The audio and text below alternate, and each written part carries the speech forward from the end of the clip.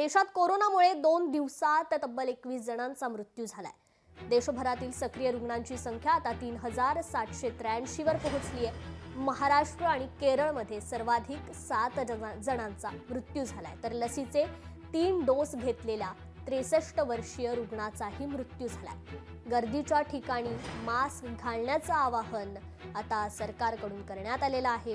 देशात कोरोना विषाणूचे रुग्ण झपाट्याने वाढत आहेत, तर सक्रिय रुग्णांची संख्या ही 3783 वर पोहोचली आहे. केरळमध्ये सर्वाधिक 1400 रुग्ण आढळले, तर महाराष्ट्रात 485 आणि दिल्लीत 436 सक्रिय रुग्ण आहेत. गेल्या 48 तासात 1000हून अधिक नवीन कोरोना रुग्णांची नोंद झाली आहे. आरोग्य विभागाच्या माहितीनुसार जानेवारीपासून कोरोनामुळे 28 मृत्यू झालेत, त्यापैकी गेल्या 2 दिवसात 21 जणांचा मृत्यू झालाय. शनिवारी बंगळुरूमध्ये एक 63 वर्षीय व्यक्तीचा देखील मृत्यू झालाय. त्याला दोन्ही लसींसह बूस्टर डोस देण्यात आला होता.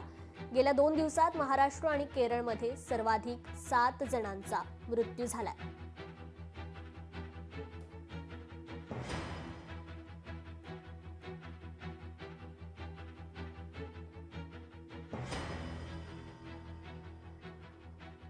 तर महाराष्ट्र आणि केरळमध्ये सर्वाधिक 7 रुग्णांचा मृत्यू झालेला आहे. लसीचे 3 डोस घेऊनही एका रुग्णाचा मृत्यू झाल्याचं समजतंय. देशात कोरोनामुळे 2 दिवसात 21 जणांचा मृत्यू झाला. लोकशाही मराठी ऐका, पहा, जागरूक रहा.